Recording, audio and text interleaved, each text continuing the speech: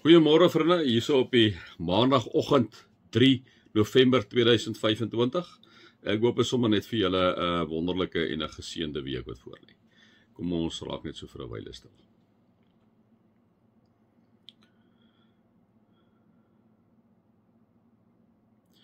O Heilige Gees, dankie vir nog 'n week wat U vir ons gee. Dankie Vader God dat U op 'n besonderse manier ook in hierdie tyd, ons is besig om stadig maar seker in die kersseisoen in te beweeg, adventstyd in te beweeg. Here, waar ons herinner aan die eerste koms, maar ons ook herinner aan die tweede koms, waar ons met afwagting en uitsien dat U vir ons vir altyd by U sal neem. Amen. Vriende, mag daar vir julle genade en vrede en oorvloed wees omdat julle God ken, Jesus ken en die Heilige Gees ken. Vriende, ja, so ons is nog steeds in Efesiërs, ons is nou in Efesiërs 6, ons het 'n bietjie stil gestaan, soos ek vir julle gesê het, die hele agtergrond van die Efesiërs was inderdaad dat dit 'n hawe-stad is. Julle kan nou dink aan hoeveel verskillende godsdienste daar was. Dit is omtrent 61 tot 63 na Christus is hierdie brief geskrywe. Dit is nie so maklik afgelewer soos by ons vandag, waar dit tjoef-tjaf gaan nie. Ons dink al baie keer uit ons konteks uit. Vriende, so daar was omtrent 250.000 mense het daar omtrent gebly, en as ons nou 'n bietjie gaan kyk wat die geleerdes sê, dan sê hulle vir ons dit was 'n brief van bemoediging, praktiese raad aan die mense gewees, né?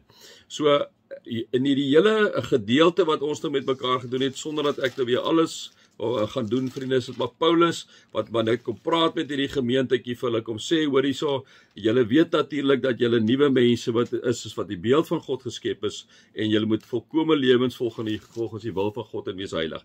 Prakties kom pak hy dit vir hulle uit, hulle moet by die waarheid bly, hulle moet nie steel nie, hulle moet nie onsedelik lewe nie, hy pak dit vir hulle uit, en dan kom staan hy 'n bietjie stil ook by die man en vrou verhouding, vriende, in die huwelik kom staan hy stil, en dan in vers in hoofstuk 6 kom staan hy stil by ouers en kinders. Nee, so prakties, is so lekker as 'n ou 'n bietjie na hierdie briewe kyk en jy kyk hoe die Heilige Gees ook deur Paulus werk al van daai tyd af, vriende, 61 na 63 na Christus, omtrent 28 jaar nadat Jesus oorlede is, skrywe Paulus hierdie brief vir hierdie gemeente in Efese en ook vir 'n wyeer verspreiding aan die ander gemeentes in die moderne Turkye toe, om vir hulle te sê, hoor hierso, julle moet mooi kyk, julle is omring deur heidene, julle was heidene, julle het tot bekering gekom, julle vir Jesus aangeneem, julle is ander tipe mense nou, julle moet onthou, julle moet in die voetspore van Jesus volg, geskape na God se beeld, om sy wil te doen, om heilig te lewe.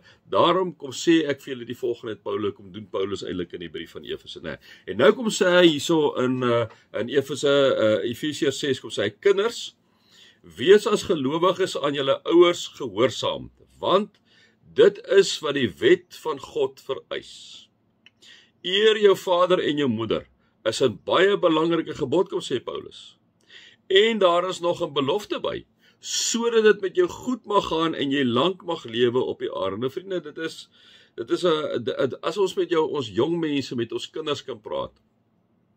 Dit is nou wat ek met julle nou gaan doen. Ek gaan nou met die paas praat, soos wat Paulus nou hier gedoen het.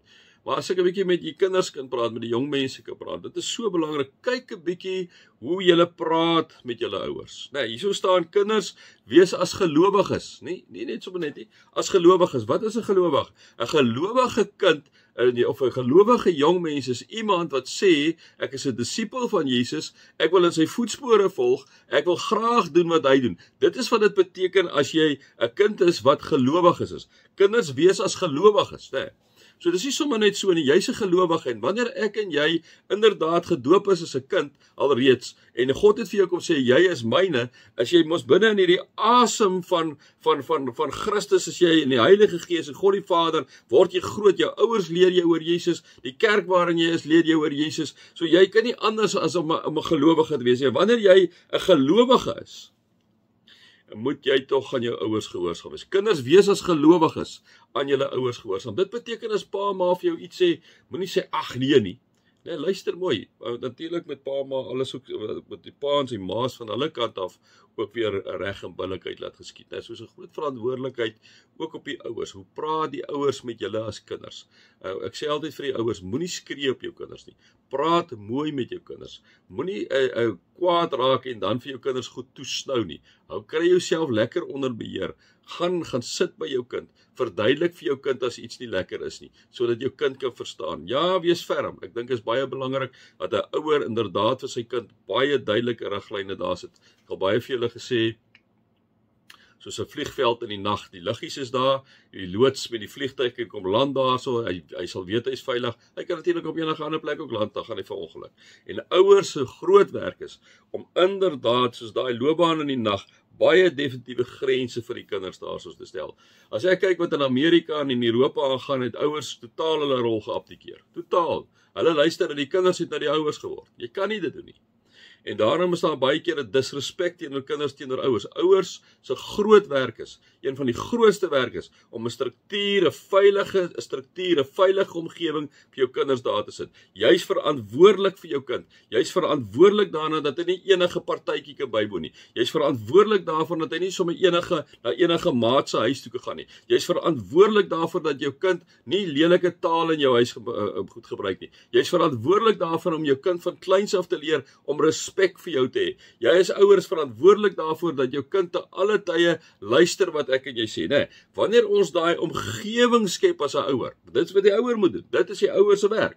As die ouer die omgewing, dan raak dit vir die kinders ook baie makliker om die ouers te gehoorsaam. As die ouers sommer alles laat gaan en enige ding is alright, dit maak nie eintlik saakie, hoe gaan die kinders in jou gehoorsaam wees, né? So is 'n groot onus wat nou nie hier gesê word heeltemal nie.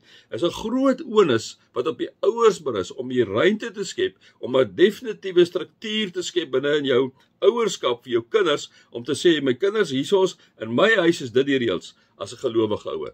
Hierso trek ek die lyne, as jy enig in jou eie huis gaan bly, you do you. Maar hier in my huis werk dit so. Dis hoekom ek altyd vir die paas ook sê, julle moet 'n voorbeeld stel op 'n geestelike vlak vir julle kinders. As jy nooit kerk toe gaan nie, om vir die Here loof en aanbid nie, wat 'n voorbeeld dink jy gaan jy vir jou kinders gee? Dis 'n sleg voorbeeld. 'n Sleg voorbeeld, né?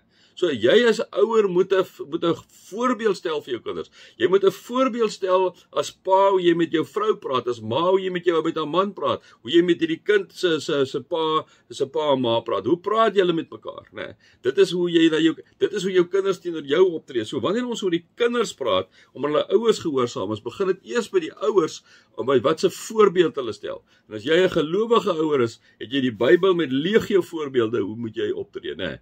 Jy het legio voorbeelde. Maar ek dink die grootste ding is om vir jou kinders 'n veilige omgewing te skep. 'n Veilige omgewing met definitiewe reëls. Dat hulle weet jy's vir hulle oneindig lief en dat jy definitief sekere perke aan hulle gestel wat hulle nie mag oorskry nie. Dit is waar jy veiligheid skep en binne in daai veiligheid en binne in daai struktuur ervaar die kinders liefde. Hulle verstaan nie altyd nie, jy moet vir hulle verduidelik. As hulle nie verstaan nie, is dit jou ouers se plig om hulle te beskerm teen besluite wat hulle kan benadeel. Maar kinders, julle moet aan julle ouers gehoorsaam wees wat die wet van God vereis. En dan staan daar, dis so 'n groot belofte, né? En daar is nog 'n sodat dit met jou goed mag gaan en jy lank mag lewe op die aarde, né? So hierdie ouers se inset in jou lewe, hierdie lyne wat hulle stel, die grense wat hulle stel, is juis om jou veilig te hou sodat dit met jou goed mag gaan. Met wie gaan dit vrot sleg? Met kinders wat se ouers nie oordentlik na hulle kyk nie. Ouers wat nie oordentlike integriteit het nie, ouers wat nie respek uitstraal nie, ouers wat eenvoudig net op 'n verkeerde manier optree. Met daai kinders gaan dit sleg. Dat dit met jou goed mag gaan en jy lank mag lewe op die aarde, né? So ouers, ek dink is 'n groot onus op julle, maar kinders, wees aan julle ouers gehoorsaam. En dan die 4de vers waar hy sê, vaders, moenie julle kinders so behandel dat hulle opstandig word nie, maar maak hulle groot met tug en vermaning soos die Here dit wil. Dit is wat ek dan nou vir julle gesê het met die grense, né? So pa, ma, kind moet weet, daar's sekere reëls en daar's definitiewe straf. Daar's 'n gevolg. As jy nie doen wat ek vir jou sê nie, dit hoef nou nie 'n erge ding te wees nie. Jy gaan nie jou kind doodslaan en daai tipe goed nie. Dit is mos nou nie vir jou kind. Nou mag hy lank lewe en dan sorry, ek het op by die vorige vers. Maak hulle groot met tug en vermaning, né? So dit is wat ek vir julle gesê het. Maak daai lyne duidelik, maak die grense duidelik. Kry 'n sekere straf vir hulle. Al moet hulle in die hoek gaan staan of vat jy hulle selfoon weg vir 'n dag. Of hulle mag nie op enige sosiale media wees vir 2 of 3 dae nie. Of hulle word gehok vir 'n week of wat ook al. Maar jy moet ook baie duidelik met hulle kommunikeer en vir hulle verduidelik hoekom jy dit doen, né? Daarom kom sê Paulus, en vaders, moenie jou kinders so behandel dat hulle opstandig word nie, maar maak hulle groot met tug vermaning soos die Here dit wil. En paas, maas, ek dink dis wanneer jy skel, wanneer jy vloek op jou kinders, wanneer jy onregverdig teenoor jou kinders optree, maak jy hulle opstandig, nee. Maar wanneer jy konsekwent van dat hulle klein is, die riglyne neergelê het en baie duidelik met hulle praat en respek by hulle inprint, wanneer jy dit doen, dan gaan dit vir jou kinders makliker wees om aan jou gehoorsaam te wees. So kyk mooi hoe jy praat met jou kinders. Ons gaan natuurlik hier 'n klomp goed sê, hier's 'n klomp pragtige boeke wat julle ook kan gaan lees oor hierdie goed, maar ek dink dis die basics. Mag julle God se liefde ervaar, sy genade ervaar en sy teenwoordigheid ervaar. Amen.